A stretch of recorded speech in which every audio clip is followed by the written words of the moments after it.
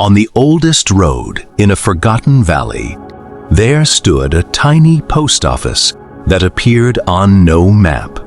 It had no signboard, no telephone, no customers waiting in line, only an old wooden door painted deep green and a small brass mailbox with one sentence engraved beneath it. Letters carried by love never lose their way. Every morning before sunrise, an elderly postman named Michael unlocked the door with the same silver key he had carried for 40 years. His gray coat smelled faintly of cedar wood and rain. His leather satchel looked too old to survive another winter, yet it never tore. People believed Michael had retired decades ago. Some even believed he had died. But every dawn, he quietly walked the empty roads, as though someone was still waiting, because someone always was. Not the living, the dead. Nobody knew when it had begun. It was simply an old tradition, whispered between generations.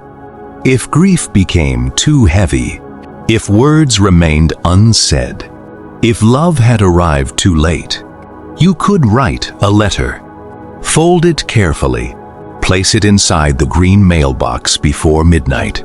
If your heart was honest, Michael would deliver it, not to heaven, not to hell, but somewhere between memory and peace, a place where unfinished love still waited to be heard. One rainy evening, a young woman named Clara stood trembling outside the little post office. She carried only a single envelope. The paper was wrinkled from being held too tightly. She had rewritten the letter 12 times. Each version ended with tears. The name on the envelope read, "To my father." Her father had died 7 years earlier, not from illness, not from age, but from a sudden accident after one ordinary morning. Their last conversation had been an argument. She had shouted, he had shouted, louder. Neither had apologized. And then, there was no tomorrow. For 7 years, those final words echoed louder than every happy memory before them. She slipped the envelope into the mailbox. As it disappeared, the wind became strangely still. Somewhere nearby, a bell rang once. The next morning, Michael picked up the letter without surprise. He smiled gently. As always, he whispered, "Another heart, ready to become lighter." He placed it inside his satchel, then began walking. His road was unlike any road in the world. The farther he traveled, the quieter everything became. Birds stopped singing. The trees glowed silver instead of green. Fog drifted across the ground like slow-moving rivers. Time itself seemed sleepy there. Eventually, he reached a bridge woven from pale moonlight. No one else could see it. He crossed without making a sound. Beyond the bridge stretched endless fields, where forgotten memories bloomed like flowers. Each flower carried someone's laughter, someone's goodbye, someone's promise. Tears of release. At the center of the field stood an enormous tree with white leaves. Its branches shimmered softly beneath a sky without sun. There, people waited, not trapped, not suffering, simply resting, their faces peaceful, as though every burden had finally become light. Michael found Clara's father sitting beneath the great tree, quietly carving tiny wooden birds. Without speaking, Michael handed him the envelope. The old man smiled before opening it.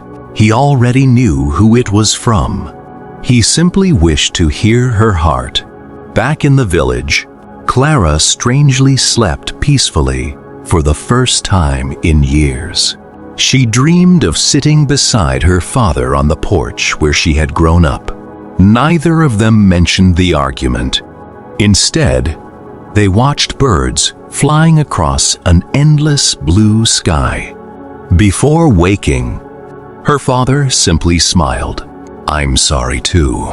Nothing more, nothing less. When she awoke, her pillow was wet with tears, but somehow they felt different.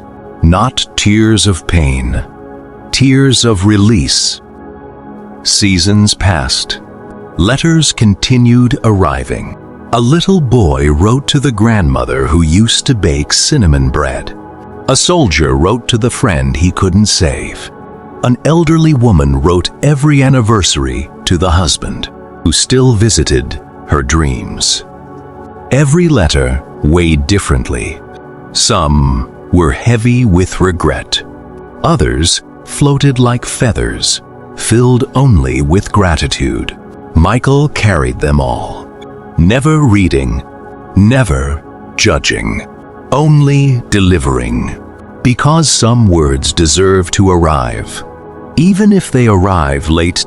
One snowy evening, no letters waited inside the mailbox. Only silence. Michael looked at the empty satchel, then quietly returned inside the little post office. There, on his wooden desk, lay one final envelope. It had no stamp, no handwriting he recognized. Only 3 words.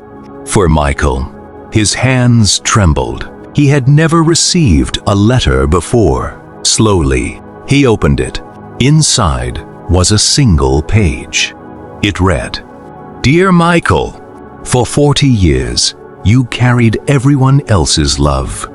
You never asked for thanks. You never expected anyone to remember you.